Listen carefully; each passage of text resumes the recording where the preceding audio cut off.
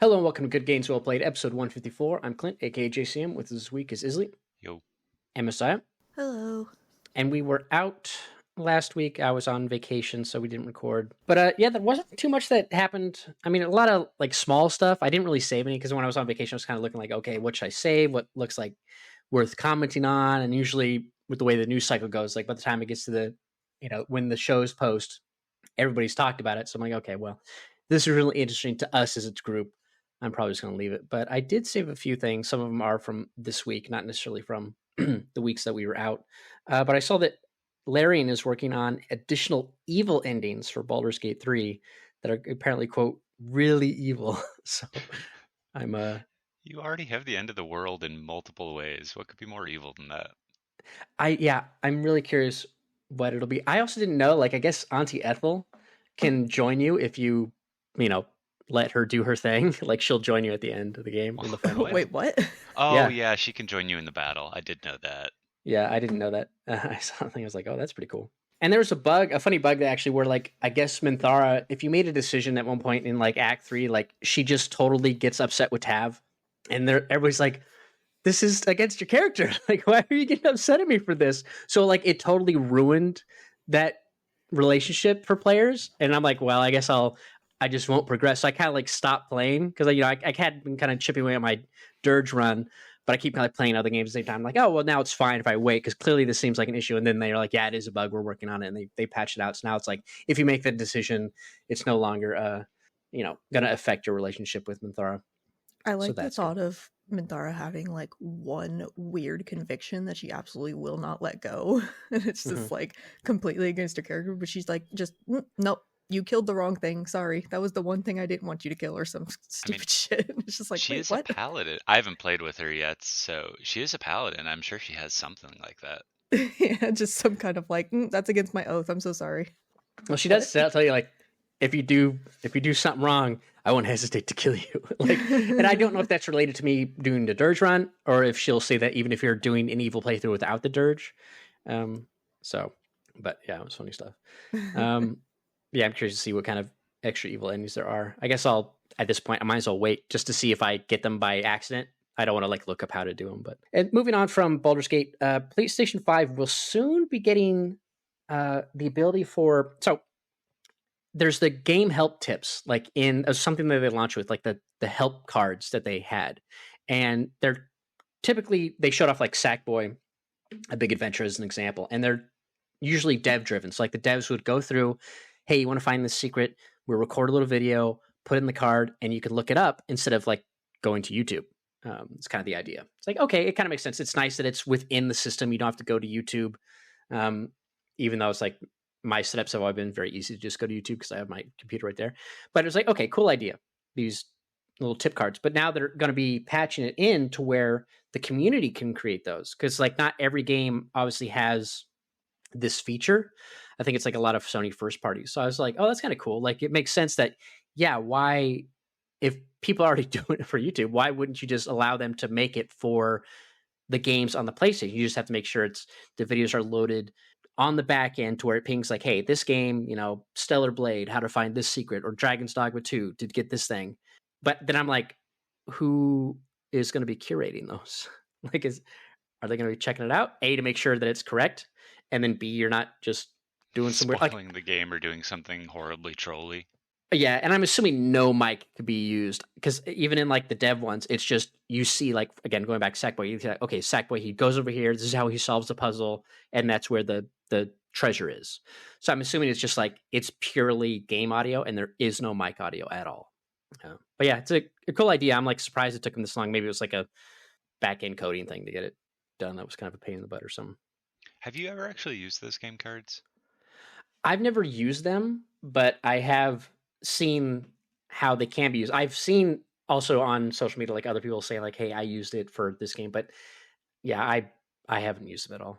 I imagine you haven't either. No, I was curious if you'd ever actually I always forget they exist, and when it came out, I felt like it was kind of a cool idea just to have everything kind of just right there for game guides, getting tips and help.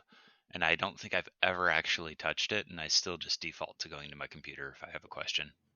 Yeah, I do like the other features they have, like being able to pin trophies so I can track them, and then like having, and I don't know if this is the case for like maybe some random games on PS4, and I'm sure probably Xbox has done it for a while, but like anything that's a collectible or a, it tells you like the percentage. Like I can see how I'm progressing on a particular, like if it's like gather a bunch of items or explore a certain area, I could see my progress on the card for the trophy. I like that I kind of stuff. I do use those, and I've enjoyed that. I also certain trophies have the checklist feature where when it tells you the progress, it also tells you which ones you have and which ones you're missing. That Hmm. one is always really nice, but I feel like that's few and far between that actually have that feature. Yeah, well, I also only do that for games that I'm actually going to platinum, and there's typically it's like it has to be a really good game for me to want to platinum it. But yeah, I haven't used the card typically because like usually I don't need help. Like I guess if I whatever I might need help with typically wouldn't be like how do I find this hidden treasure. It would be like I guess the last time I looked up some help when I was doing a platinum trophy run was in Far Cry 6. You had to collect like a bunch of these unique weapons that are hidden around Yara. And I was like, okay, I can see the treasure boxes on the map that indicate this has a weapon, but I don't know which ones are the unique ones. So I just like YouTubed, hey, where are all the unique weapons just so I can go find them. And that was like the last trophy I needed. I did that after that glitched trophy I had finally got solved. And I was like, okay, I'll just go collect all the unique guns and then I'll be done. And I just YouTubed it. That I don't imagine Ubisoft put any sort of help cards because there's so many guns. But that could have been a nice instance of it. Anyways, yeah, it'll be nice to see. I think they're also going to be adding themes as well as part of it because I believe this is in the firmware's in like beta. I think one that says they're going to do as well is like add themes back to PlayStation 5, which of course were part of PS4 and PS3. So Yay. that's good. It's only 4 years. Well, Like, not quite 4 years. why but even bother at this point? I know, right? And Yeah. it's not gonna matter because my favorite theme on the PS4 was some random dynamic theme I had that had like a crab go across the screen, and I'm not gonna get my crab back, I bet. So it Yeah, I love the random dynamic thing. I actually think I bought a few dynamic themes just because I liked them so much, and they were only like $1 or something. yeah. But yeah, PS5, I don't know. I Sony want my Yeah. crab. always does these weird things of removing features that people actually enjoy and adding in weird ones. I guess every company does this, but like pulling the themes is always just such a strange thing. I remember PS3, the two dynamic themes I would cycle through was there was one for Sackboy or for like Little Big Planet, and he'd be running around a little globe. And then as the time of day changed, the sun would go up and then a moon would drop down, and that would, because it's dynamic, so it would do that. Then I had a couple other ones, but the one I settled on until PlayStation 4 launched was the Uncharted 3 theme, where it's the plane crash in the desert and you can just the smoke is billowing, so that's animated. So it's just like this looped GIF of that scene. It looked like really cool. I had that, and then on PlayStation 4, I did one for I forget the first one I did, but I ended up settling. The last one I did was the Ghost of Tsushima, where it's Jin Sakai, the That was a good reeds are one. like blowing, and then there you see the stuff when like that's, and it also plays the music and stuff. Like that's the theme I've left my PS4 Pro on. It's still on there. But yeah, I remember like PS3 era. There's websites like dedicated to like, oh, here you can download the theme. Here's what the icons look like, which was the coolest part of the PS3 themes. Is like you actually change the icons and the sounds. I think there was like a Metal Gear one Mhm. that someone made that was really cool. And then it was like, but then there's all these things like, oh, here's one that just cycles pictures of sexy women. Like that was always super popular on the list. So like, what's popular on this website? Oh, of course, it's the bikini models. Like, yeah, what did I expect? But yeah, I that's why I was kind of when PS4 came out, I was kind of bummed that there wasn't more custom themes from the community because there weren't that many dynamic themes coming out on the store. But The problem I always had was like the theme itself would be really cool, and then the icon design would be garbage.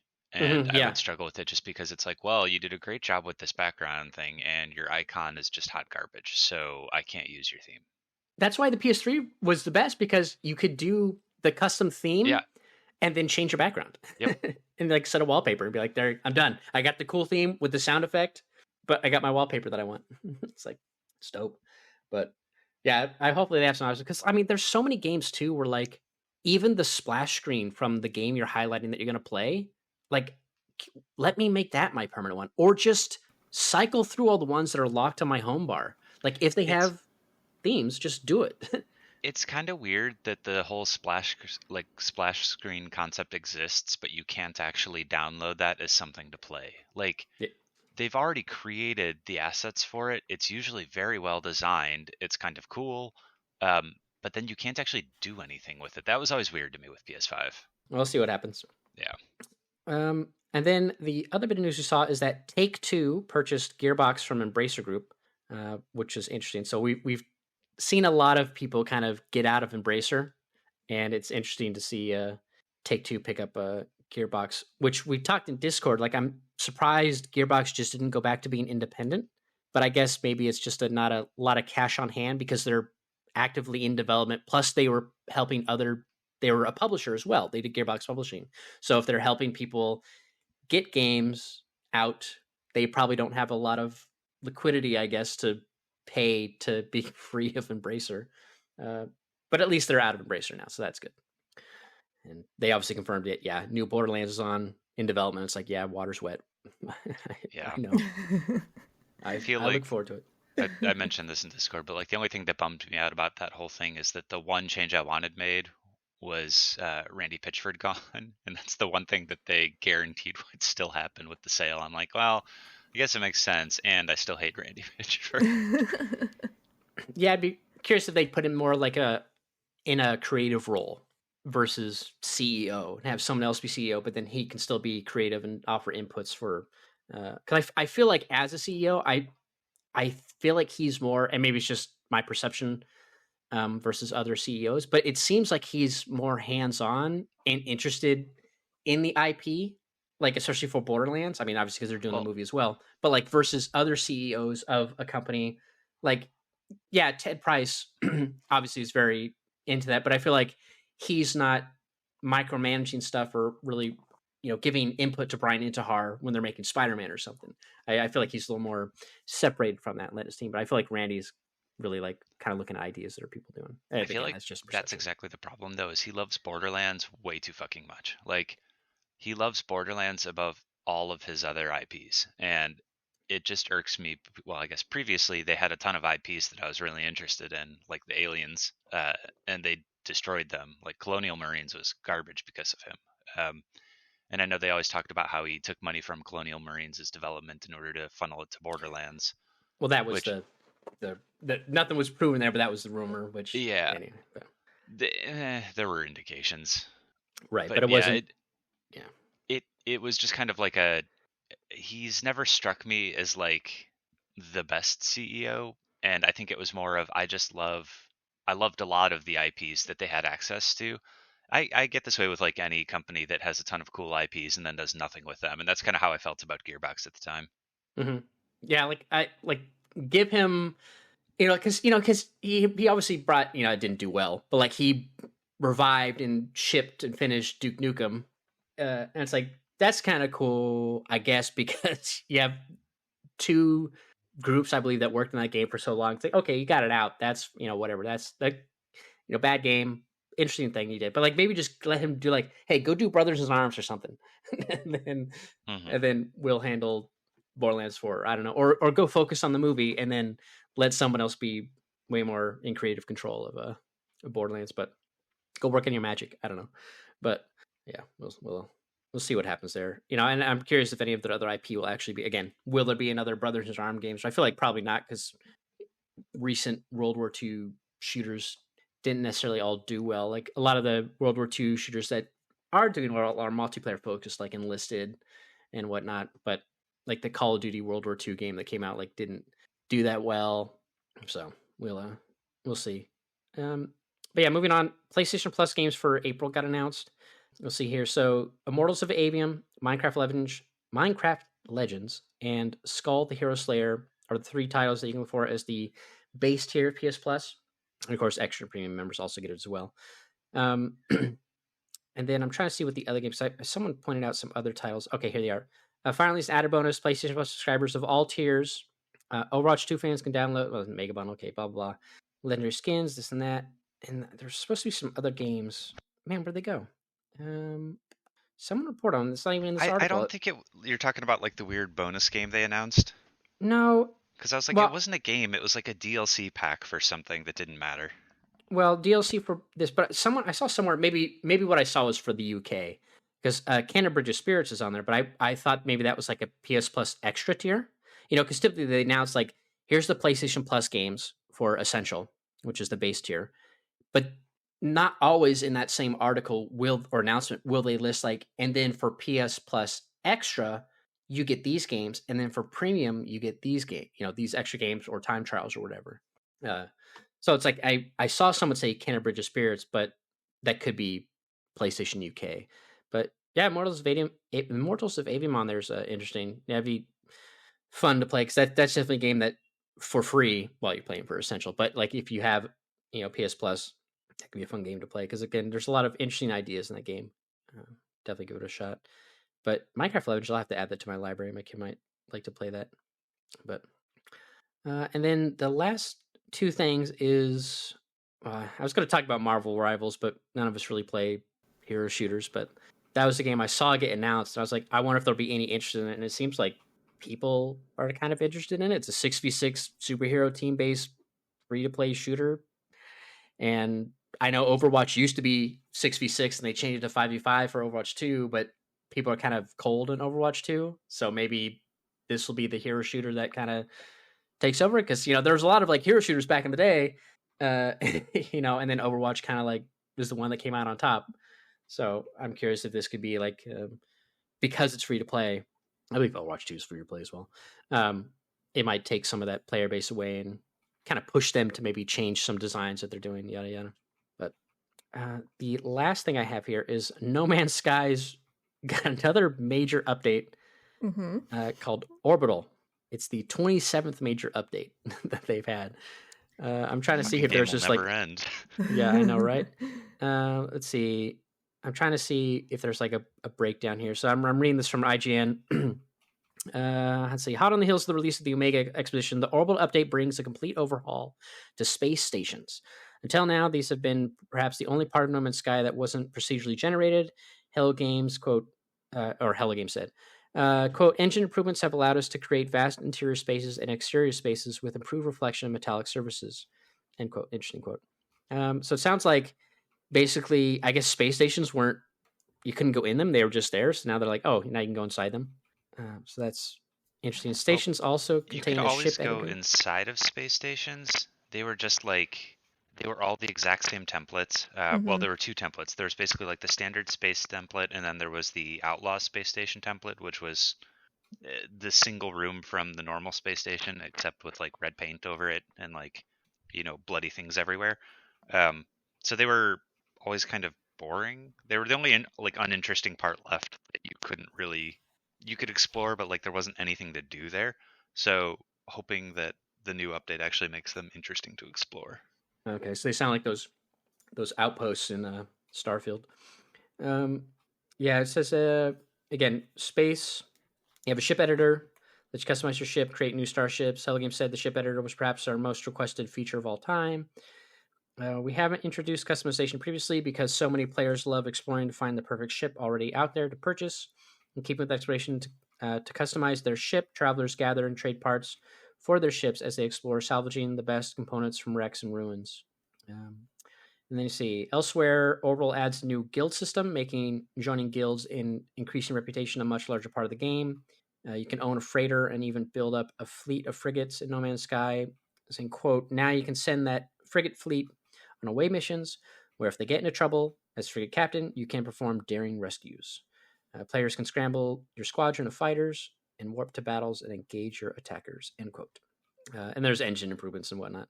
Yeah, I'm like, man, so many updates. I think it's No Man's Sky was on sale on PC, and I was like, it does have crossplay, but I was like, but I'm like, I don't know if I want to play it. I always talk about playing it, but I'm like, with the Light No Fire, right? That's the other game they're working on. Mm-hmm. I'm really excited about that. And I'm like, oh, get in on the ground floor of that would be great. Yeah, but But No Man's Sky wasn't good until like 2 years later. I know. Well, the thing is, I don't want to like play No Man's Sky and then burn myself out on that kind of loop before their new game comes out. You know what I mean? Like versus, because like I've done like in the past, I played a bunch of Assassin's Creed games before the new ones, like refresh the story or whatever, instead of just watching a fucking YouTube video back in the day. But it's like, oh, I'll play them and I'm fine because I like that loop. I'm okay. Or like I've been hopping around a bunch of different Far Cries the past week, and I having fun playing all of them. But like I don't know if I want to like play this not just like cozy game, but kind of got that relaxed, chill feel, explore, expand, build stuff, and then be like, yeah, I already got my fill of it. I don't need to play the new game. No Man's Sky just cracks me up because it was like one of my most disappointing games ever, turned into like one of the games I go back to most frequently. I think every year when we get those like PlayStation Plus wrap-ups of whatever games you've been playing, I'm always surprised to see No Man's Sky's on there like second or third with like a few hundred hours. And I was like, what the fuck did I play like a few hundred hours in this? Like, when did that happen? Oh, I know. I feel like if I got it on PC, I might play it more versus because the whole idea is like, oh, I'll wait till I get a PSVR 2, which I'm gonna see later. If I'm gonna get it later this month, I'm waiting on a few things. And what are you gonna buy? PSVR 2. Oh, I was thinking like, if I get the PSVR 2, No Man's Sky would be a great game to play in VR. Because if I got it on PC, I would just play it normally. But I was like, okay, now it's like that. Is your PC setup like comfortable and cozy? Because I feel like No Man's Sky is definitely the type of game where you want to play it like kick back on a couch with a controller, and not mouse and keyboard, not I'd still use a controller. In an office chair or something. No, I still have a controller. I re-downloaded DS4 Windows because I was trying to play a Far Cry 4, and like that game it has DualSense support, but I had to download DS4 Windows in order to spoof the DualSense as a DualShock 4 so I could play that game properly. Otherwise, games will just think it's a 360 controller and I get the wrong prompts on screen. But no, I tend to just play. I haven't played on my couch, on my TV. I mean, I moved my PS5 into my office just so I could play in here because I just preferred the setup because now it's like, in my old place, I had it to where it's like my TV, and then on my coffee table in front of me, I had my computer. Mm-hmm. It wasn't like a traditional pass-through setup; like it was against a wall, like in this little corner of the living room. The way I had it set up, so we walk behind the couch, not between the couch and the TV. So it's like, okay, I can kind of set my computer here. That way, if I do watch stuff and I can play games on the TV, yada yada. And now it's like, especially with my little one, always wanted to sit with me and watch like YouTube Kids videos. I'm like, okay, he can watch that on the laptop. I can sit and play here. And it's like, I might as well just play my PS5 games. Plus, when I bought my 4K monitor, I was like, here we go. Now I got a nice, decent sized monitor. I just play games on here. So anytime I play PS5, it's just in my office because it's just, I'd rather just sit in this chair and play with my headphones and be good. So yeah, I just haven't sat on the couch. Like I'm sure it would be fun to play on like my TV in the living room, but I enjoy so much more now just sitting at my desk and playing. But yeah, I feel like if I did get it on PC, I would play it more. But I feel like I could enjoy it in VR, and it'd be easier to do VR in my office because I could just fold up my rack and then have space. I don't know how much space you need for that game. I don't know if it's one of the walk around ones, but yeah, it'd just be more fun. So I don't know. We'll see. It could be fun. Man, you know what I was thinking would be fun in VR too is escape room, escape simulator. That'd be a great VR game. That'd be a good one, yeah. I was like, man, that'd be so good. Just be like walk around, like look at stuff, because it'd be so much easier to like look behind things and and whatnot. Like that'd be fun. Oh, it'd be so much easier to pick up all the books and throw them out the window.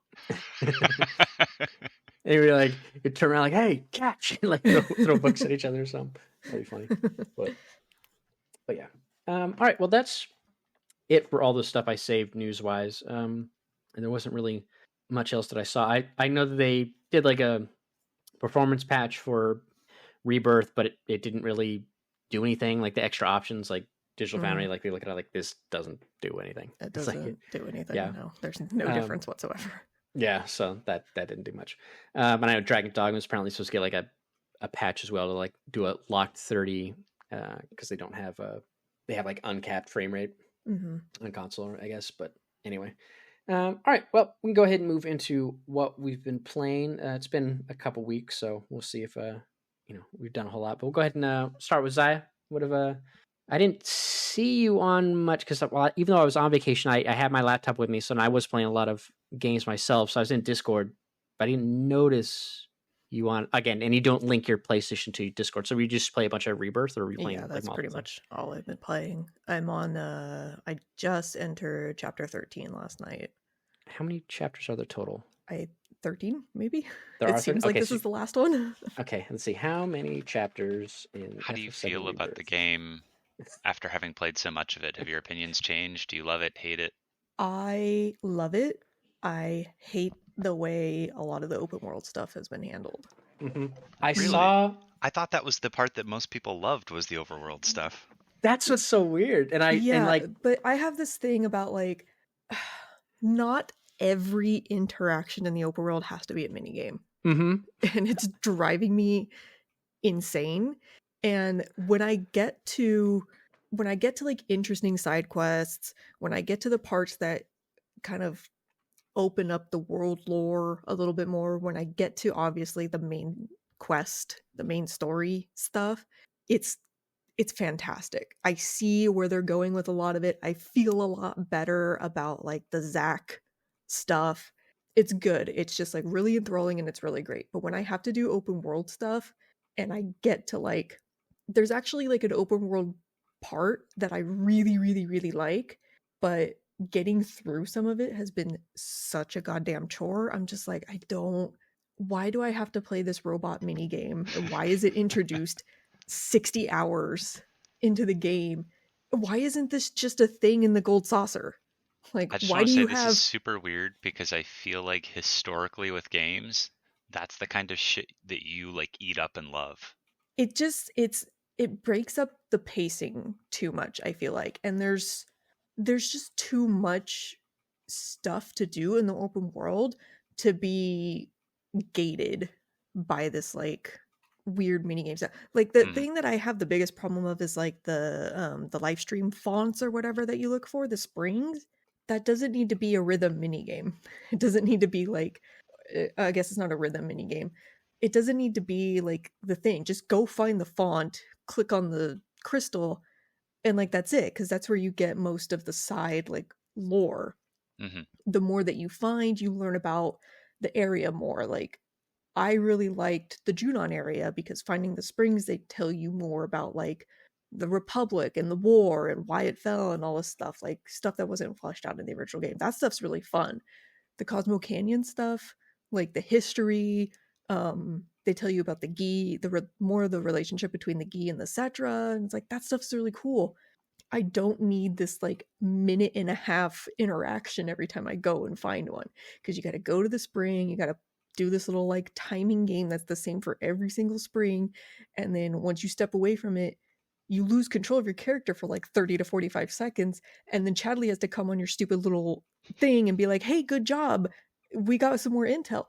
Why do you have to say that after every spring, and why can't I move while you're doing that? Same thing with like the summon things. Like it's all this weird, not really fleshed out like memory rhythm game thing. It's like there's 3 of these in every area. I don't need to do it for every single one, and I don't need fucking Chadley to talk to me after every single one and tell me the exact same thing and not let me have control over my character or my camera or anything. It's just like all these little things are so frustrating when they could have fleshed out the gold saucer way more instead of like having 3 mini games in the gold saucer. These all could have been in there and they would have been like, I guess Chocobo Racing counts as a mini game, so like 4 mini games, but it's like these all could have been in the gold saucer, and I absolutely would have been like, I'm tired of doing story stuff, it's getting a little heavy, I'm gonna go to the gold saucer and play some games. I just don't like when it's in the open world and taking control away from me for so long and just like making it's just wasting time basically, when I could just be like, it could be a little bit more efficient and just let me like, I don't know, start walking away from the crystal while Chadley is talking to me, because I haven't found a way to just delete him from the game yet. So, but like, Yeah. that's the thing is, when I'm doing the story, when I'm doing some of these side quests, they're just so good, and I'm just like, it's so good, it's so good. I've forgiven the end of Remake, and I see where they're going with it, and it's getting very interesting now. I'm starting to remember more of the original. I see like the changes, and I see all the little callbacks and stuff like that, and it's just like, but now I don't want to do the open world exploration because I want to just get to the good parts of the game. Mm-hmm. Do you feel hampered by? So one of the criticisms I heard, because I thought like, okay, maybe I don't want to do as much, because when I hear people talk about the open world and the activity, I'm like, I don't really want to do a lot of that because it sounds like, last gen or gen before that kind of open world design. And I was like, what if I just want to like beeline the story? And then some folks made it sound like the game kind of stops you as far as difficulty wise, like, oh, you need to level up, which requires you to go do more side activities in order to progress, because they found like, sort of, but I didn't know if it's a case of like, oh, they're just bad, or it really kind of does block you. I haven't come across an instance where I was underleveled for something, but I think, well, I did come across an endgame thing that I didn't realize I was underleveled for. I could get into that in a minute, but as far as like the main story goes and the main progression, as I'm going through, all I've done is the open world parts where you go get the towers. Mm-hmm. I have my own issues with that. Get these Ubisoft towers out of my JRPG. I'm tired of it. I go and get the towers. I do pretty much all of the side quests, just because a lot of those are interesting and they kind of flesh out some certain characters and stuff like that. And I've done one specific open world, like, overarching quest line that you do for each region, and I've been pretty much over leveled by that point for each main story beat. So I think if you beeline the story and do maybe a few like side quests and stuff like there, you'll probably be skirting right at the level requirement. But the thing is, every time you start a new chapter or you get ready to go do something where it kind of locks you out of fast travel and stuff like that, it will tell you up in the upper left hand corner what the level of that quest is and what your current level is, so you can kind of gauge like, okay, I'm kind of falling behind, maybe I should go do some side stuff. Or So but I think that was kind of like the first one where it told you. I think it told you difficulty, didn't it? it give you like the level of the quest Yeah. that you're getting ready to do and stuff like that. So I think it's pretty good about that. And then if you get to a new region and you notice that a lot of the side content or the side quests and stuff like that, when you look at them on the map, you can tell what level they are. So if you notice that you're kind of like skirting that line, or if you're a little bit behind, you could probably go do a little bit of grinding. But I think if you just do, like the JRPG method of just fighting everything on the way there, or maybe going out of the way to do a side thing or a little bit of grinding here and there, you'll probably be totally fine. Because I'm almost constantly 5 levels ahead of what I'm doing next. Okay. Yeah, I'm curious how much, because like I said, when I started playing, because I was kind of like not in the mood for it, but like it combat, I was like, I just don't want to do this combat right now, and I just put on easy because I'm like, I just want the story. Yeah. I'm curious like how much the difficulty kind of offsets the need for leveling up in certain situations.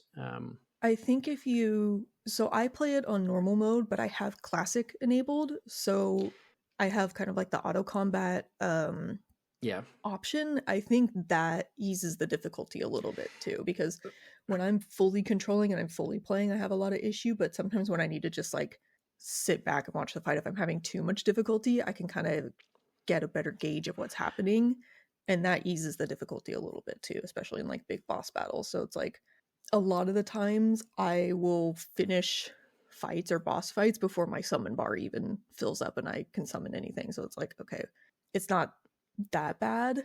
I will say though, the one thing that I do recommend doing throughout the game, you can't finish it until endgame, but doing the proto relic stuff is probably the most interesting side content, and it spans through the whole game. So if you just do that as your like side content, maybe some like of the like, I don't know what they're called, the combat things or the special combat stuff, you'll probably not have an issue whatsoever with being underleveled for the story. Man, I wasn't gonna bring it up too much in my section what I'm playing because I only played like 20, 30 minutes the other night. Like I finally got out of the first town, and then I'm like in the open world, and I got like to the Chocobo farm. But like I turned on that classic. It's like, oh yeah, as I said, turn on the classic and see how that goes. For me, like classic is like watching someone do something very poorly, and I have to, it like, is. because he's like, I'm Cloud, I'm like, okay, classic, and Cloud's like, okay, he waits, he hits, and he waits, and then he blocks for like 10 seconds. I'm like, what are you doing? And I'm like, so I'm just sitting there like spamming the attack button. I'm like, okay, forget it. I'll put it on classic, but I'm going to like intervene. I'm like, it's almost, because we talked about it before, like it's almost kind of like almost there for the Gambit system from, well, which we talked about. It's like, but like I was so frustrated just watching. I'm like, can you not just spam attack? It's a weak ass enemy. Just hit him. Yeah, it's not good for just general encounters. But the good thing is, as long as you're actively controlling the characters, it doesn't turn on. But it turns on very quickly when you're doing like, so if you want to switch to a character and you want to build their ATB really fast, this is what I usually do. I'll build their ATB really fast. I'll set them up with like skills and abilities and spells and stuff like that.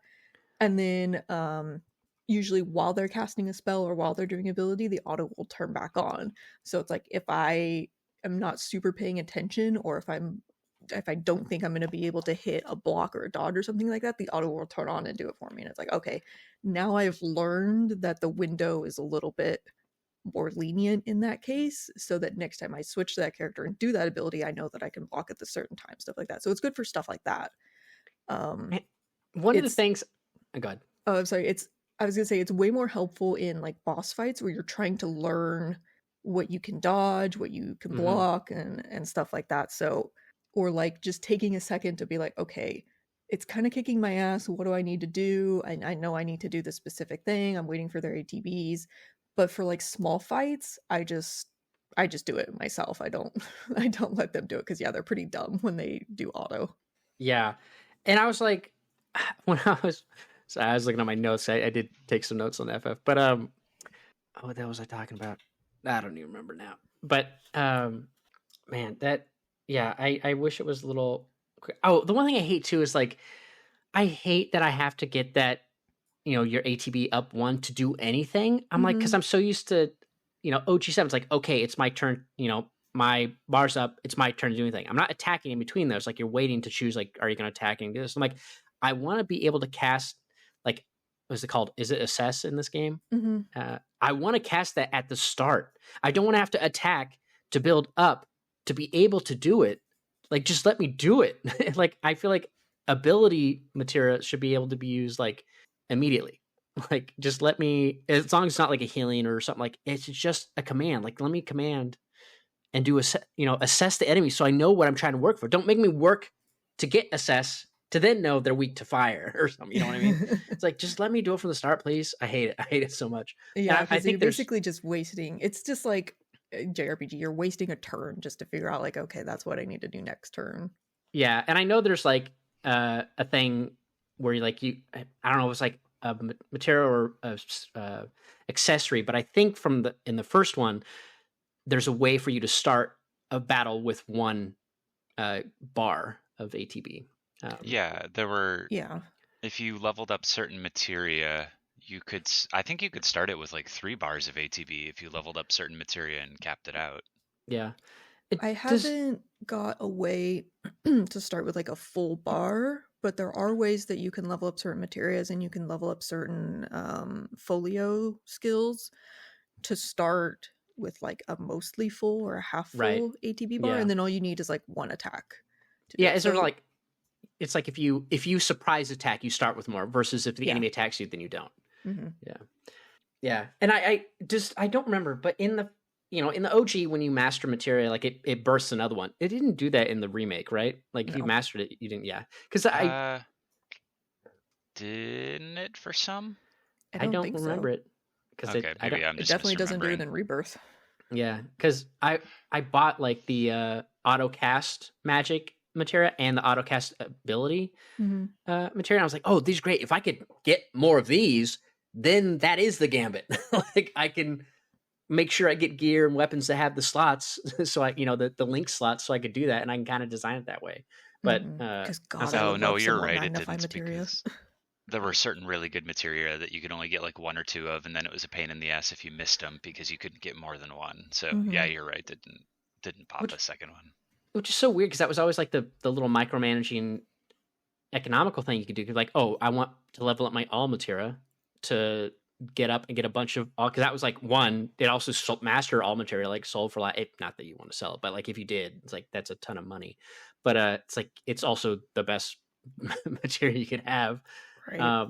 And so it's like, okay, do that. But yeah, anyway, you can't level them up. But man, so like in the first game, not remake, OG, there's like one helicopter in the entire game. There are so many helicopters in Rebirth. I don't understand what happened. Like suddenly, like, oh, we can render their Air Force now. Like there are so many helicopters. I'm like, are you like you're leaving the town and it's like there's helicopters everywhere. I'm like, there was one helicopter that the president used, and then like also, and then later it shows up. It's like, and Rufus gets away or whatever. And then it's like, there's one helicopter that's in that game, and it's just there's so many helicopters. I love that it kind of feels like a way for them to explain why the Turks are kind of just in random ass places. And it's just like in the original game, you're like, are you just following me? Because you're just hoofing it at this point. And now they have like their own helicopter. You're like, oh, okay, I see. But it is like, you have an actual Air Force now with like paratroopers and shit. Yeah. Man, and I do love like when I went back in, I was like, in that first little town, I thought like, oh, maybe there's some more stuff I had to do, because when I played the other day, I just did the card game. But you're in that, like, you go up in a building with Aerith, and when you leave, it's like, oh, gotta go. There's like a fire pole that goes down the stairs. I'm like, why don't more buildings in real life have this? Like you go up multiple stairs and then you can just go down the fire pole. Like obviously kids probably kill themselves because they, they're like, this would be awesome. I'm this like, is an OSHA violation. There's not even a guardrail. Yeah, I was like, this would be so cool. Like I would love it. It's like, I just went up 3 flights of stairs. So many things wrong with that. But it was so awesome. And then I started playing again. I played just a little bit, and the game's like, oh, we gotta tell you about this item transmutation. I'm like, why are you hitting me with this Kojima ass shit when it's just crafting? It's crafting, motherfucker. Just say it. And like, oh, and then you can unlock more chips. You mean recipes? Like, what are you talking about? Like transmuter chips? Yeah. Yeah, I'm like, come on, man. It's just like, because when I first thought like, oh, transmuters, like, is this like actual transmutation where I can like transmog stuff? And it's like, no, it's crafting. I'm like, that's fine. I don't mind it because you're just throwing the pickup items out in the world, and luckily it does the Assassin's Creed. I want you to Odyssey remember pickup. this critique when I talk about what game I'm playing, of you getting annoyed by things being called really stupid other things. I just want you to remember this current critique in about 20 minutes or whatever. It's just so goofy. Like in Death Stranding, you're copying your printing. Stuff.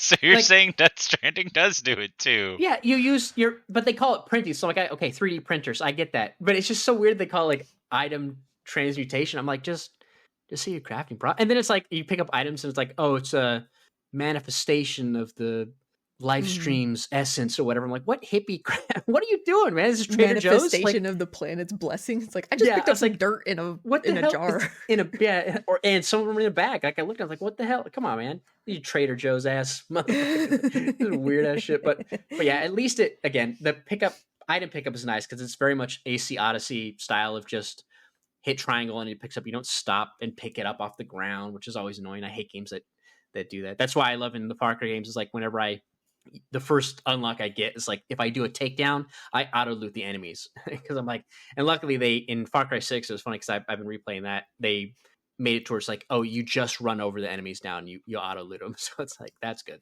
Oh, you will love when you're on Chocoback. When you come up to like a little grouping of items, all you have to do is press triangle once and it picks up like 3 or 4 items. It's just nice. So satisfying. It's like, thank you. What a quality of life thing. Mm-hmm. But yeah, it's again, I just did a little of exploring that first area. I like the swamp. The game is so like the dialogue's just so anime, and the way they cut, like the way stuff looks, it's like, I'm like, man, do you need to direct it so anime style with like the like the close up face shots, looking at surprised looks, and then Barrett just being like, "Let's go this way, left, left, left, right," and then cuts to Red 13, like, and like, oh, what? Come on, man! Like, I understand Aerith being a little anime because okay, let's kind of emphasize her quirkiness because you don't really get that in text in the OG one. Okay, but it's still like it's so anime. There's Like, some very good anime-esque interactions and like dialogue and stuff. Some that are so good they catch me like really off guard, and I laugh really hard at them. It's like that was excellent, the way it was delivered, the timing and everything. And there's some instances where I'm just like, this is so painful to watch. It's just like, this didn't need to be the way that it is. And Michael was watching me play last night, and he literally said that. He was like, why is this like this? I just didn't have an answer. I was like, I don't know. But anyways, that was only the little bit I played. And then Chadley's ass showed up, and I had to hit the tower, and I'm like, I'm not even doing anything. At least in Far Cry, I was like climbing a tower, and there's a puzzle to solve, like in the early ones, like which they got rid of. But it was just like, and it's not even satisfying because it doesn't unfog the map. Who's giving me Ubisoft towers in my towers, JRPG? but it doesn't even do anything to the map. Unfog the map. What are you doing, Square Enix? What does it do then? It puts little icons on the map that directs you to like the things to do, so you don't have to like wander around and find them, which is great because like they took the worst part. But yeah, it doesn't unfog the map. The only way that the map unfogs is by you walking to things. And I'm just like, okay, this is what it is. I thought the first one I did that, but maybe it didn't, or I don't know if it's different when you're playing on easy. But yeah, that's annoying. I mean, it doesn't unfog, but it puts the icons like around and everything, and I'm just like, why? Because I want to go to this icon, but I want to look at the map because you have this detailed like topographical map. Let me look at it and see what I need to do to get to that point. Don't make me run to it and realize that it's on top of a cliff and now I have to find my way up. Right. There's like only one path. You can't just beeline it because there's no real good climbing mechanic. Right. Like, yeah, it's not later Assassin's Creed or Tears of the Kingdom. You can't just climb any mountain. but yeah. Anyways, all right, we'll go ahead and jump over to Isley. I know you've been playing Death Stranding. Equally insane game. Equally insane. How far are you in Death Stranding? I delivered stuff to Hartman's lab and just went through the whole 3-minute cutscene where Hartman dies in the middle of talking, and then you sit awkwardly on the couch for 3 minutes while waiting for him to come back to life. How do you love that after all of the complaints you just had about Final Fantasy? Because when I was doing it, like, I love that it's like, no, you have to sit here and wait for him to come back for these 3.5 minutes, and you're sitting there like looking at different stuff in the room, like waiting for him to come back. It was just, I love that moment when I got to it in my replay. The tone of the game fits that, though. If that did it in Final Fantasy, I would lose my mind. But that game is like, my God, this makes sense. When they make you crouch walk on the rooftops when you're leaving the town, and it's like you walk so slow. I'm like, I hate it so much. How about when they slow you down for the BT cutscenes every fucking time? You can turn that off. Yeah, you can sort of adjust it. No, you just turn it off. I turned it off completely. It still slows you down. Or how about when your freaking tricycle stops every time you enter a BT zone to like blink at you? That's because it gets shut down. Well, maybe your legs get shut down when you're crouch walking on rooftops. Your legs get shut down. Yeah, your legs get shut down. You heard me. That's why you can't just like cheese it and beeline in a truck and through a BT area, because then you just get the EMP your vehicle. Well, that's why you can't just cheese the roof area by just trucking it through. Yeah, you'll fall. A cloud will fall off. You will. Just dumbass can't move quicker on the rooftops. So, Death Stranding, I cannot stand the naming conventions in this game. I don't understand why he had to name everyone the way he did. And I just fucking wish he would pick a lane and stay in it in terms of tone of this game. Like, Well, they're all related to their. It's like I the know. I hate Beauty and the that. Beast I lore. hate. Or I hate that Die Hardman is named that. Well, every character, like Die Hardman, Deadman, Hartman, Deadman, Mama. all of them. I hate that they are named in this fashion. And then the like amount of just ridiculous naming conventions And then for how Cliff. they explain everything in this game just pulls me so out of it. And I'm just like, why the fuck couldn't you just call it the internet? Why couldn't you just call it like anything else? Couldn't you call BT's Ghosts or something? Like, there are so many things in this game where I'm like, this concept is so cool, and you needed I'd say this constantly, but like he needed a fucking editor to just pare it Mhm. down. And I had this revelation the other day when I was playing and I was reading interviews of, I feel like I'm going to use horror games as an example, but like I feel like in a lot of horror games, I'll use Silent Hill actually. In Silent Hill, a lot of weird shit happens, and you just kind of accept it because I feel like we're conditioned to just accept weird shit happening in a horror game. Like, transitioning to Silent Hill itself, no one ever really says, like, well, how did they break through this barrier to actually pass into Silent Hill? Was it antimatter? Like, no one ever says anything about that as a critique of Silent Hill. And in this game, a ton of weird shit happens. And for a while, I thought it was like that it wasn't explained well, but now I'm actually thinking that it's because he over explains everything. Um, that it, the more he over explains it, the more it just makes me question shit. Because I know it's fantasy. So at some point, he should just let the person playing the game accept that it's fantasy and suspend disbelief. But instead, he over explains it. And the one that made me lose my mind was there's like an interview explaining how the Death Stranding and BTs and all of that were actually caused by antimatter. And it was just very much a like, I think it was just the straw that broke the camel's back in terms of like, why are you introducing antimatter in this game for ghosts? Just keep it a game about life and death and accept that the player can go, oh yeah, BTs are ghosts. I don't need an explanation for what the ghosts are made of or how the ghosts' antimatter caused the Death Stranding. Just keep it at ghosts. Um, but it's like he over explains everything, and it's starting to drive me nuts. Um, so yes, I'm playing Death Stranding, but it's this really weird feeling because I love the world of this game, and I love the actual gameplay loop. And like talked about that last time that I love the gameplay loop. And I cannot stand the story or how he explains the world. I wish he would just, like Kojima would just stop with certain things and just like not take it quite as far, or like decide if he wants it to be a horror game, decide if he wants it to be a sci-fi game or a fantasy game, and he goes too deep in everything. But like actual gameplay loop, I love. Like, so the past week I've been trying to set up a zipline network between all of the Hell yeah. preppers in the mountains, which has been very fun, honestly, trying to like trek back and forth with the PCCs attached to you, like through the mountains or with like a trike or something. And then your trike's running out of power. And I'm just trying to find like the good mountain I can climb up to put a zip line on that like fits between the two other zip lines that I know I want. And the feeling of satisfaction you get when you find like the perfect spot to attach a zip line. And like what I basically did is I built a zipline network up to the first prepper from Mountain Knot City, and then I connected it down to the Timefall farm, or not the Timefall farm, the weather station.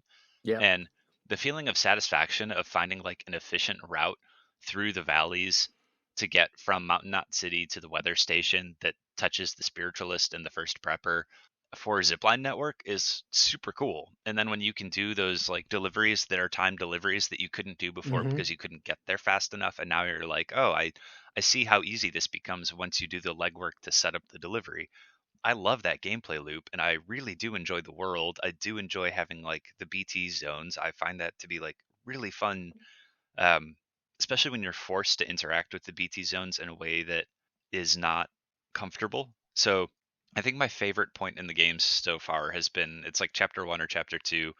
It's when you have to go through your first BT zone and you don't fully understand what they are. So you get the grenades, but you don't super understand like how to interact with BTs, and it feels way more dangerous than it actually is. But then you make it through that mountain pass on foot, and you start running down to whichever first not city you come across, and like the camera zooms out and you get the chill music playing. That moment in the game is so cool. And then I have really enjoyed like some of the deliveries that make you go through BT areas, but they make you go through a BT area with like it's a heavy load and it's timed, so you have to go through a BT area with a truck, but you also can't slow down and take it easy, so you just have to like cruise through and hope you can figure out a route, and like it gets fucked over so easily. I love those moments in the game. And then I get to like the stupid Hartman scene where he dies for 3 minutes and it just slows you down. And it's just like the cutscenes are, I don't know. Like I think I don't like 20 to 30-minute cutscenes in my video games anymore. I think I just don't have the time to sit through, because like if you're sitting down for a game session, I don't have the time to be caught off guard by a 30-minute cutscene when I don't expect it. Mm-hmm. Yeah. Well, I mean, you can pretty much assume like, hey, if I my objective is to go meet someone, it's like, okay, like, you know, Deadman's like, hey, Sam, come meet me here. It's like, okay, something's going to happen. It could be, you know, a video. Versus, sure. I mean, it's not Metal Gear Solid 4. You're going to spend an hour and a half watching the epilogue. But it's sure. Like, you should know, like, hey, conversations. But 30-minute cutscenes in a video game are pretty freaking long. Like, that's not a common thing anymore. Yeah. Yeah, and the one thing I do not like about that scene when we played it, I forgot about it, is like I love like, oh, you gotta wait. I'm like, I love this. Like I'm actually waiting the time limit. And then when he falls down later and you like help put it, and then Sam like scratches the record on his way out. I was like, why? This is so goofy. Well, you were talking about, I was just gonna say, so I was honestly thinking of that when you were complaining about Final Fantasy being anime, and then Hartman falls down, he scratches the record and you get deducted 20 likes. And then as you're stepping out of the room, it zooms in on Hartman's face and he's unconscious on the floor giving you a thumbs up and you get 20 likes back. And you were complaining about anime and Final Fantasy, and I was just like, dude, what about that Hartman scene where he like falls unconscious giving you the thumbs up? I love that lead up to it, because like you see the first time, like, you know, timer, he's paying close attention to the timer, and he sits down in his chair, he gets ready, he goes, I'll be right back, and you gotta wait. You can read all the information around you, see all the stuff. So I like that they give you stuff to read, so you get like more like details and world stuff. That's fun. They could have had maybe some more stuff in there, but then he comes back and then he gets tired of the alarm, so he turns it off. And I love like just mid conversation he falls down, and and then Die Hartman's like, don't worry, he'll be okay. It's like, that shit's so funny. The concept is interesting, and like, God, I feel like I'm repeating myself with like so many of my critiques of the game, of the idea of a character who dies every X amount, what is it, 21 minutes, and then he is dead for 3 minutes and then revives. But like a character who repeatedly goes to the beach consistently is so interesting, and it works so well in the game. And of course, wife and kid. Yeah, I love that. And in terms of over explaining things, like I wish that that happening to him was just some phenomenon of him being trapped on the beach, as opposed to him being like, well, so they explained it as like, you know, he was on life support, the power went out during a void out, then he was brought back, and now he's on this timer for some reason. Because his heart is he has a weak heart now. He explains it like right, but that's the problem, is like, so he explains it and then he shows the picture of his heart, which is now weirdly deformed and stuff. And I kind of wish they just kept it as like a supernatural explanation. Like, instead of trying to explain it away with like weird pseudoscience that isn't real, I think that's what's pulling me out, is the over explanations of pseudoscience when it is a fantasy game, and it's okay to just have some things be like cool in the game and just not go so freaking in depth trying to explain it. Like, you could keep his apartment and room with all of the like the fancy cushioning and everything like that, but just, you know, don't explain that he has this weird heart deformation now or anything like that.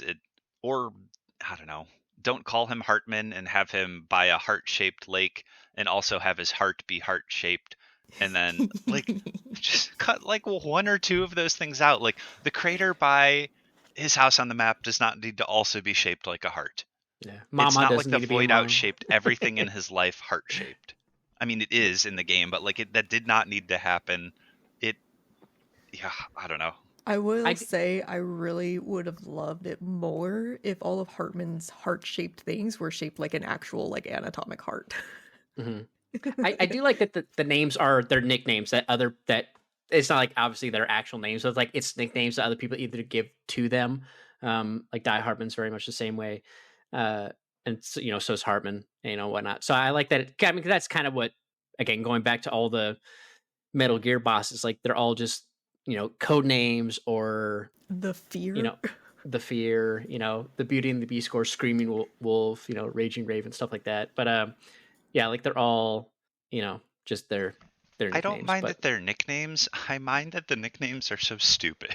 Like that's why they're too on the nose. You're like, yeah, that's such a Kojima thing, though. it's very gangster style though. It's like it's Jimmy the Hat Thompson because he always wears a hat. Jimmy Four Fingers. He's got 4 fingers. Tommy Hartman Johnson. Yeah, it's too on the nose, man.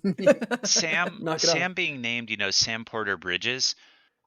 Doesn't bother me at all for some reason. Like that one, I'm kind of like, yeah, okay, cool. His name is Sam Porter Bridges. That's his job and career, like company he works for. Fine, but like some of the other ones, like Dead Man, and then he gives you this like really in-depth speech where he's like, I'm, traumatized because I'm actually made from cadavers. I'm Frankenstein's monster.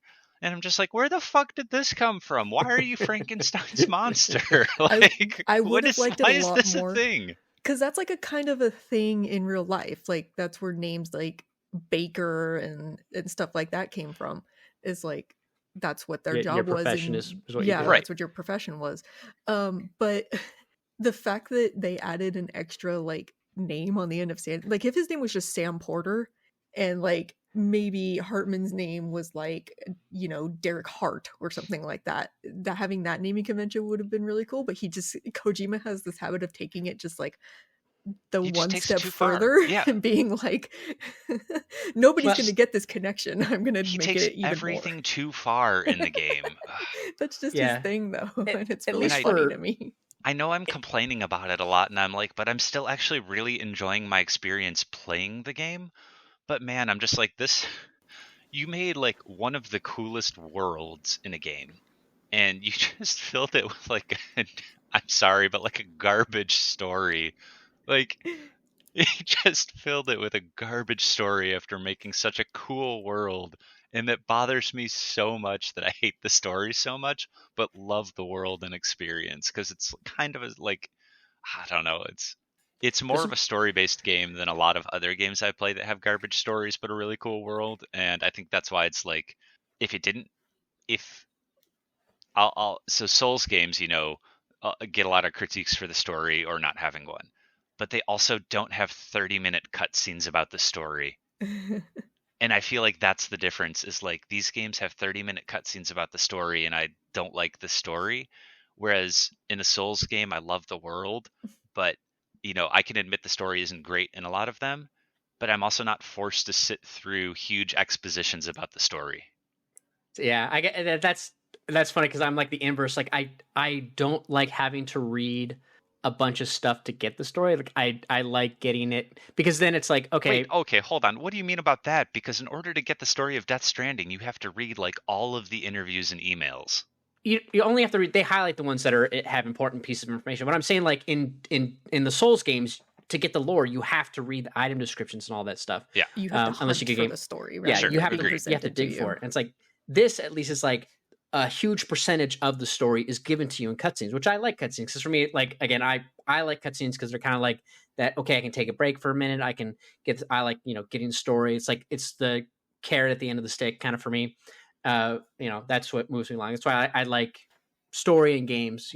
As long as it's decent, that kind of gets me going. If the story's bad, I'm like I feel like you better have great gameplay. Tomb Raider reboot kind of situation.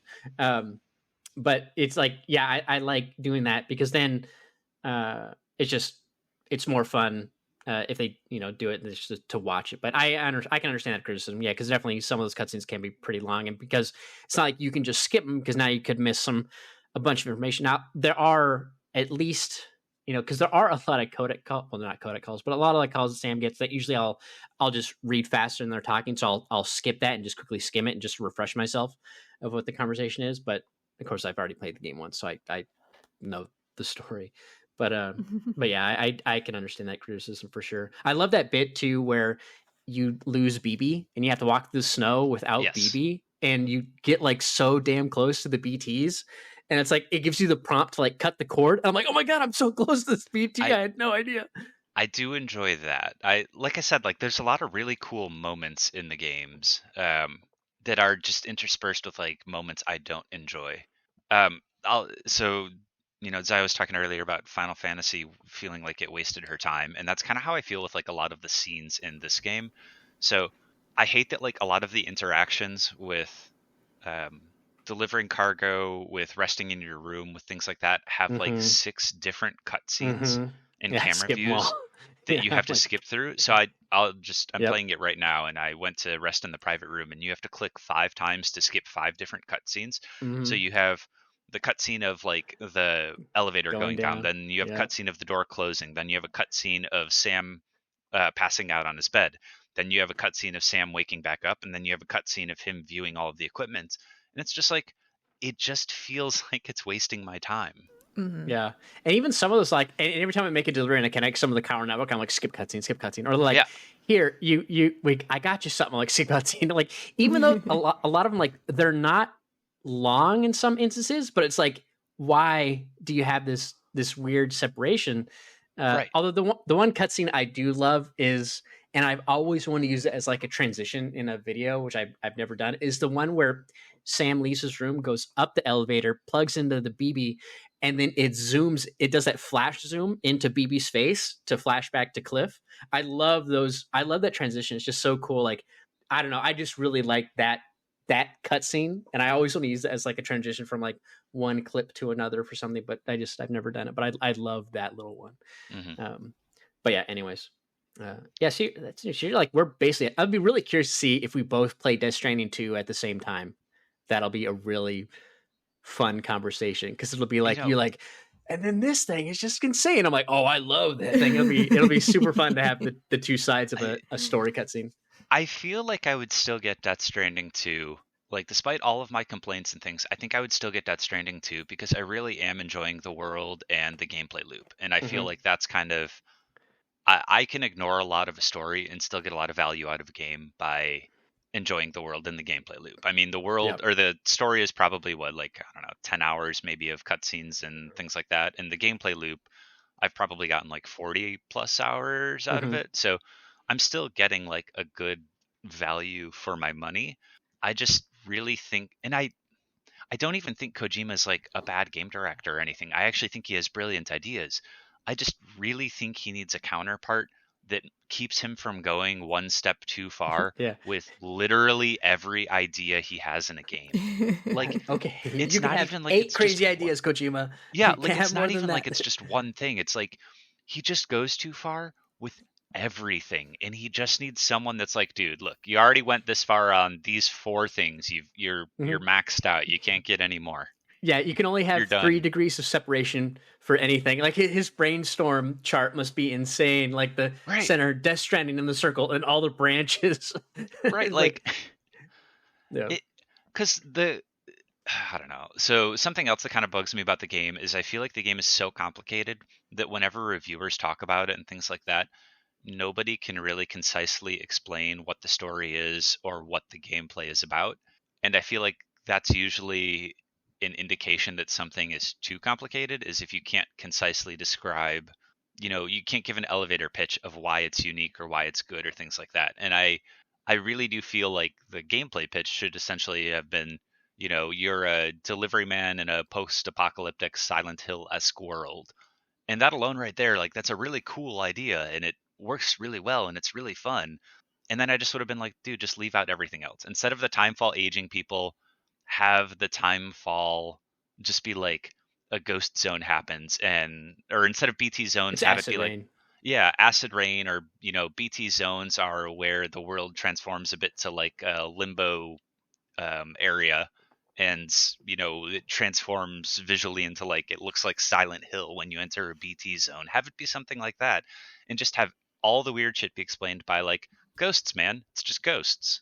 Man, you know what I almost wanted to do on my second playthrough is I wanted to cause as many void outs as I could prior to fully exploring that central main world, because I would love to see like A, how many are possible, and then B, how much does that affect my exploration? Because like once you create that void out, it's like, okay, that area is kind of off limits, like you can't go there. Right. And I've only ever had one void out happen to me when I first restarted on the PS5 version of Director's Cut. When you go up to the incinerator, that fight there, I goofed it, and then it causes a void out. But because of the way that topography is laid out, the void out isn't too impactful.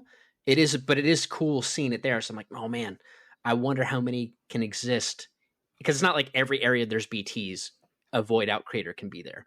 Right. So I'm curious, like how many I could do. Like obviously, okay, they can't interrupt the highway most likely. So probably couldn't be any. Not that there's only like one spot where there are BTs near a highway, and that's in that dumb warehouse. And then that one other little bit area. But anyways, but yeah, it'll be fun though if we do play 2 at the same time. I think I would play 2 still. I really have enjoyed a lot of the stuff of 1, and I will say that like I think it's a lot of the equipment you get in this. So a lot of equipment you get in like a lot of games, you usually only stick to like 1 or 2 things, and I found that in this game a lot of the equipment does actually have uses, and that's pretty cool. There's still some useless items, but in general, when you get new pieces of equipment, it turns out to be very useful. And I like how it's balanced of like, you sort of level up with deliveries, but it doesn't really increase your stats that much. That the difference of leveling up really is gaining access to fabricating new equipment and gaining new like safe points along the way. Right. Yeah. Higher which tier I think works. Yeah. Which I think yeah. works really, really well. Yeah. So yeah, I'll probably play 2. I'll probably enjoy 2. I just wish that Kojima was different. Yeah, held back a little bit. Have you seen a lot of other players' ziplines in the mountain region? Like you didn't make a contract with me, did you? No, I didn't. Make a contract now if you're playing. Okay, hold on. I gotta just because I have so many ziplines in the mountain area. I was curious. Like I'm curious, like how many of them? Because when I played on PC, like there are a couple ziplines that pop up. That I was able to build and add to, but on the PlayStation version, I put a huge network in the mountain region. So I'm curious, like how much of it, like when you talk about making one to the weather station, I did the same thing on PS4. I did it also on PC, as well as on the PS4 version. I did it through the Mountaineer and then around down the other side, just for shits and giggles. Right. And it's like, just so I'm curious, like if any of those would pop up in your game. So yeah, you didn't build a contract. I don't know how I wanted to, like if you'd have to run around or if it just takes a while to load in or if you have to like quit and go back in. But I'd be curious to see like how much of my stuff you would see, because that would be fun too if we can make a contract from the start and then we can actually help each play quote unquote co-op by helping each other building stuff out.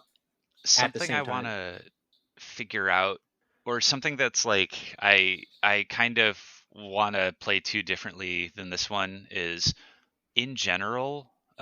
It's really cool having things like bridges and stuff pop up when you connect it.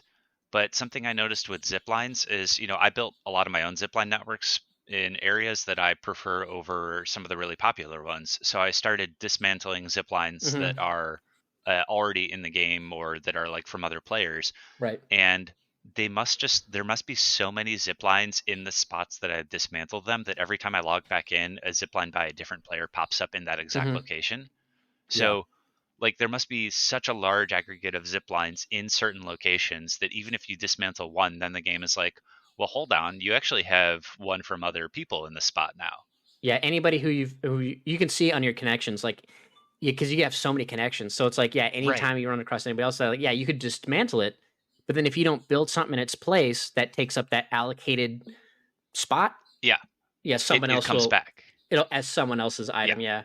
I always love seeing random generators too in certain locations, like because when I first playthrough, I did a lot. Where like, oh, my vehicle ran out or my exoskeleton ran out of batteries. I just build a generator in a random spot for myself So I'm always wondering, like, it's funny to see other people do that where it's like, this is such a random spot. Like, it's not even on like the golden path that you would take between point A and point B. So it's like someone must have just ran out of battery, like, shit, throw this down real quick.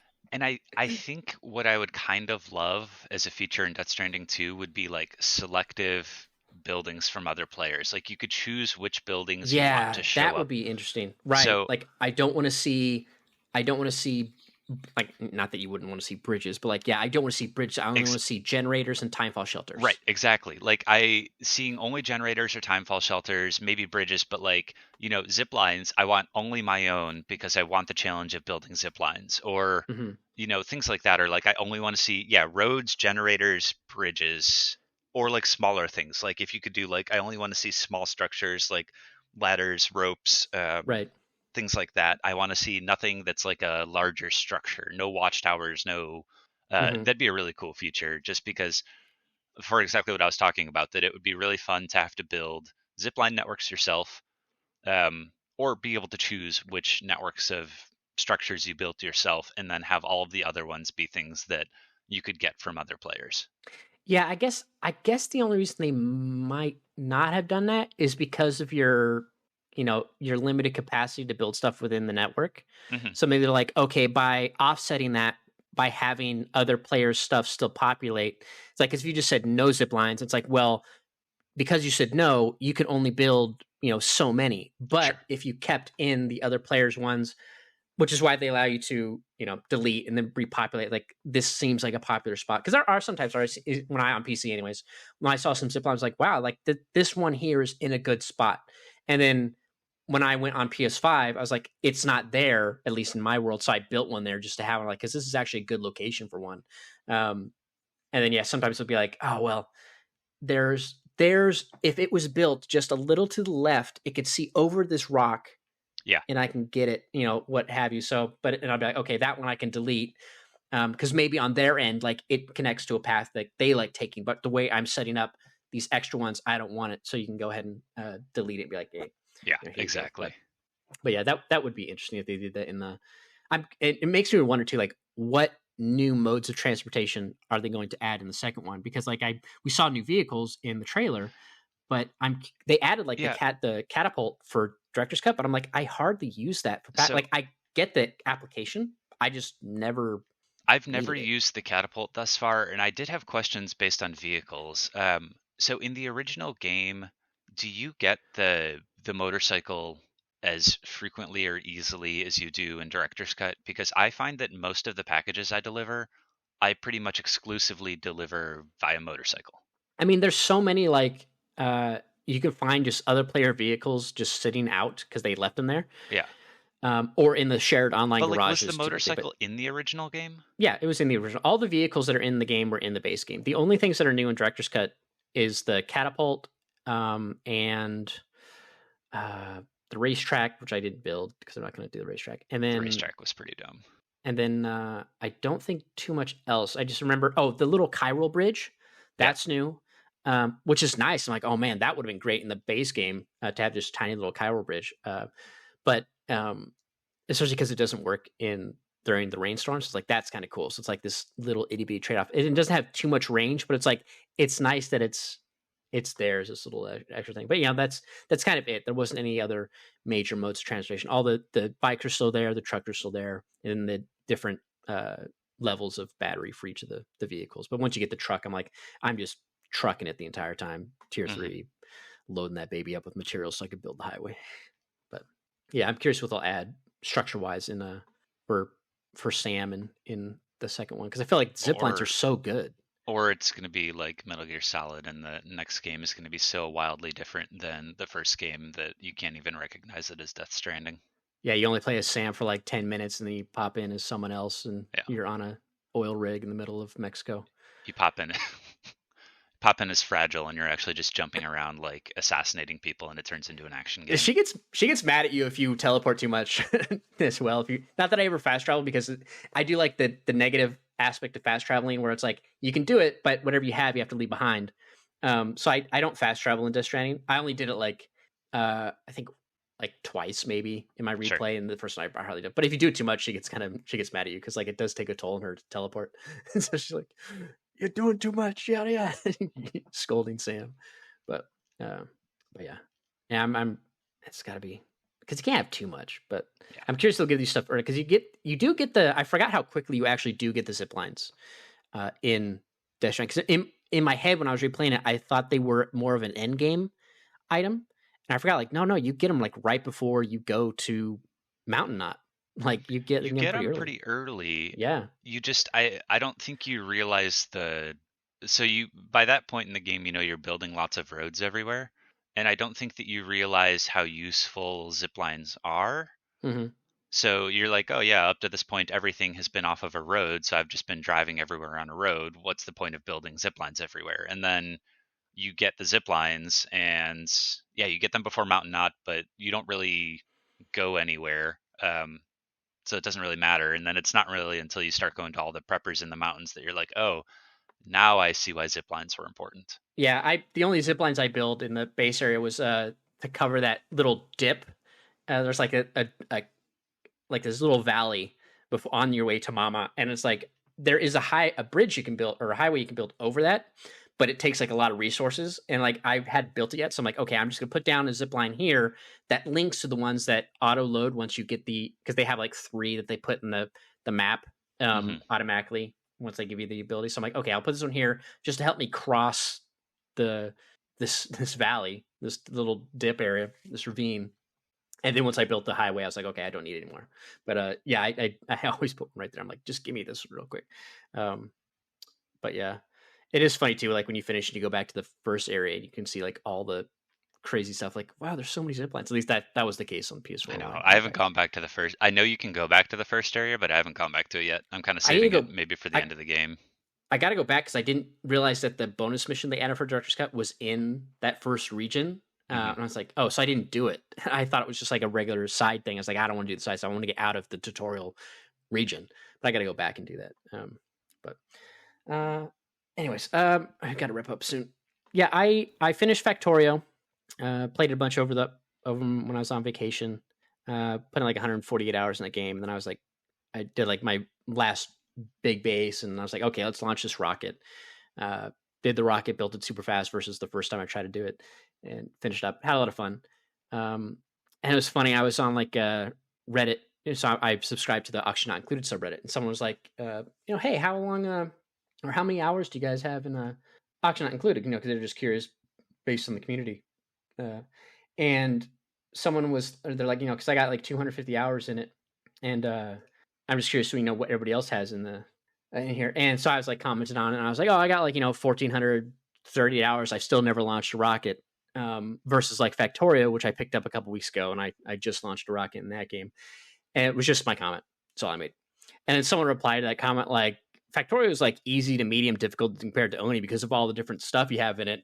I beat Factorio under 8 hours on my second run, LOL. Like, this weird flex that this person dropped me, because my comment wasn't about the difficulty between the two. It was more of a comparison of fun because of that insane diversity that Auction Not Included has versus Factorio. I was just like, and I told him like this, I'm just comparing a similar-ish game because there are a lot of similarities between those two stuff. And I'm like, I was just saying like, I've played 1,400 hours of Oni and I've just never felt the need to finish it because I have so much fun doing the rest. It was just such a weird comment. I was like, maybe if you just take a second to expand your reading comprehension instead of trying to own someone on the internet, you'd have a more fulfilling life. But it was just such a weird comment. But yeah, it's like I had a lot of fun with Factorio. It's just I once you get to the end there, I'm really curious, like people that play it who just keep going after they launch the rocket. I'm like, I guess that loop would be fun, I suppose. Like you're just building networks to fight off the biters, and I guess that's cool.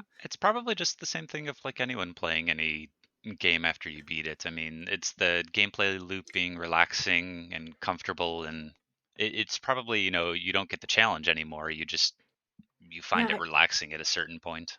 I just feel like for me with Oni, like I always like redoing my base because then it's all about how much quicker can I optimize, getting auction up and running, securing a water source, improving my research whatever I'm researching, yada yada, doing this, setting up ranches, this and that. Like it's always like, how much faster can I do it?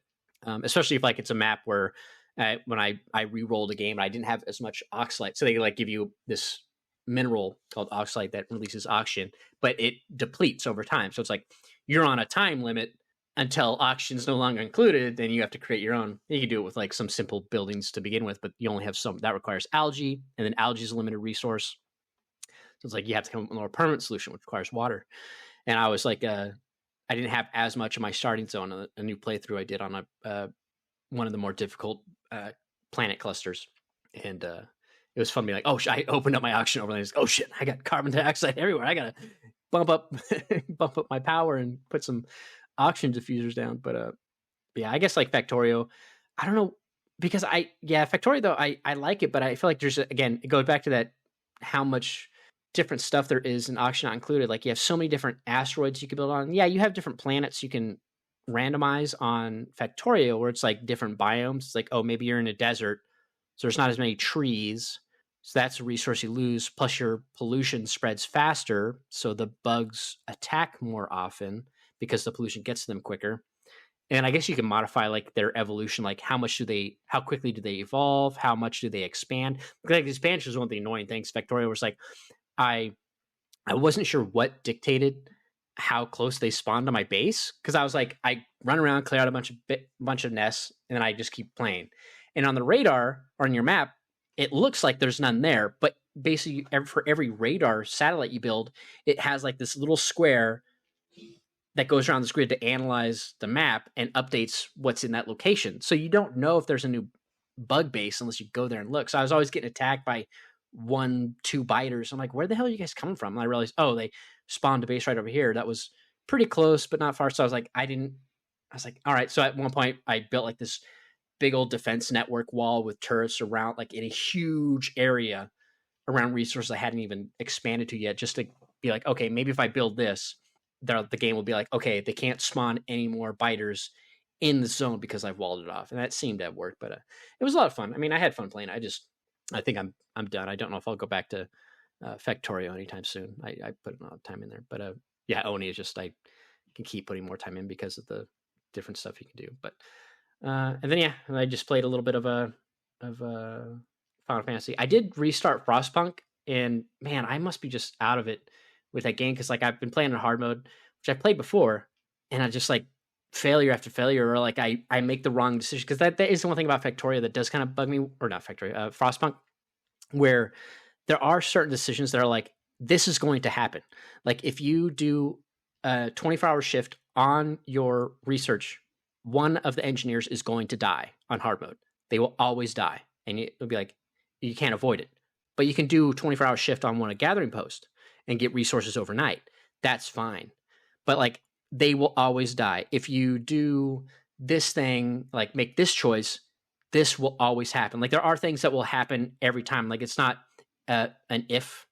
Like there's a gloomy cave you can explore, and it's like there's a chance that it's like there's some bears. It's like, do you want to help the people who are trapped by attacking the bears? Like there's a chance that if you attack, they'll help you. You fight off the bears. Everybody lives. But there's a percentage chance that if you do that, your scouting party will die, but then the people will still live and they'll go back to your base. You just have to redo a scouting party, which just requires 40 wood resources and 5 people. So it's not too much loss, but in hard difficulties, that's a pretty big thing you want to avoid. So there are certain things that are always going to trigger, and then some things that have a possibility of triggering. And it's just kind of annoying where it's like, oh man, it's like, if I watch someone do like an extreme run and just duplicated what they did, it'll always get the same results. There's no, like the people will always use randomization or anything like that. Right. And that's what kind of bugs me. So I'm like, damn it. I'm like, I wish there was a little more. So but then it's kind of like, okay, learning from your snakes. Okay, don't do this. I'll put the 24-hour shift on this thing. I'll make sure I get the hospital up and running so no one dies from the cold. Make sure I do this, yada, yada. So it's like, which is fine. I just, on my replay, I was just noticing that stuff kind of demystified some of the aspects of the gameplay. But I am really looking forward to Frostpunk 2s. But we'll about later this year. But anyways, all right, go ahead and wrap it up there. I gotta start getting ready to go to do this thing. But yeah, all right. Well, yep, I need to get that thing. Sorry, reading text message. Okay. All right. Well, we'll go ahead and wrap it up there. So thank you for all tuning and listen. Thank you, Izzy. Thank you, Zai, for joining. Mhm. Yep. And we will see you all next time. Later. Bye.